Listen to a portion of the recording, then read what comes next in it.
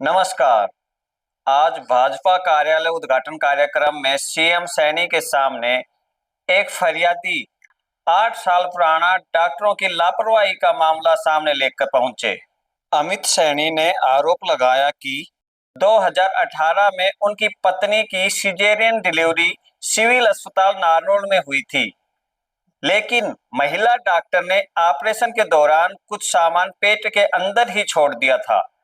इसके बाद 8 सालों में उन्होंने 35 से 40 लाख रुपए का खर्चा कर चुके हैं। कार्यक्रम के दौरान सीएम सैनी ने उन्हें बुलाया भी, लेकिन पुलिस प्रशासन ने उन्हें आगे नहीं जाने दिया। आइए जानकारी लेते हैं क्या कुछ पूरा मामला है।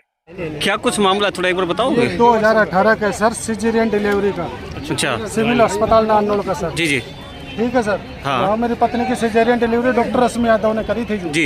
लेकिन उन्होंने ऑपरेशन के दौरान पेट के अंदर कोई सामान छोड़ दिया था।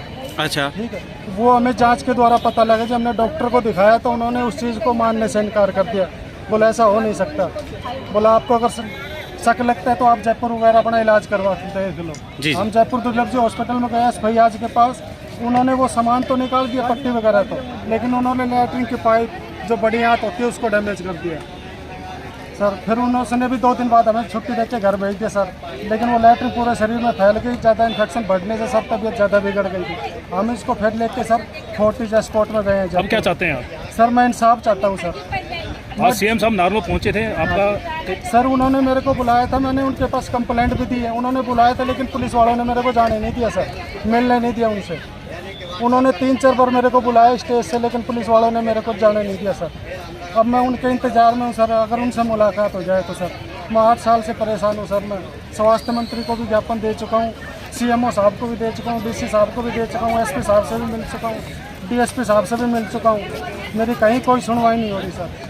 मेरे मामले को प्रशासन जानबूझ के दबा रहे सर।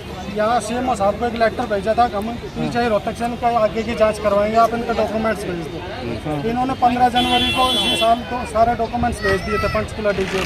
लेकिन अब तक 5-6 महीने के दौरान उन्होंने कोई कार्रवाई नहीं की सर। मैं दर की ठोकरें खा रहा हूँ, तो मेरी कोई सुनवाई नहीं हो रही। काम क्या करते हैं आज आप? मैं परेशान होकर सीएम सर से मिलने आया था। काम क्या करते हैं आप वैसे? मैं कुछ नहीं, मजदूरी करता हूँ। सीएम साहब से मुलाकात हो गई आपकी? सर सीएम साहब ने मेरे को बुलाया था, लेकिन यहाँ पुलिस वालों ने नहीं जाने दिया मेरे को। उन्होंने मंच से मेरे को बुलाया था सर, लेकिन यहाँ से जाने नहीं दिया पुलिस वालों ने। मेरी आवाज़ को दबाया जा रहा है जी 8 साल से।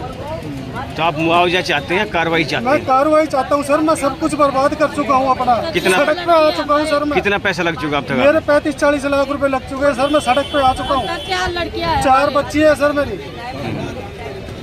मेरी पत्नी को तो शरीर से खत्म कर दिया जो मेरे को सर वैसी मानसिक चोट दे दी। मैं दर की ठोकरें खाता घूम रहा हूँ। मैं कार्रवाई चाहता हूँ सर, मेरे को कार्रवाई चाहिए, इंसाफ दिलाइए।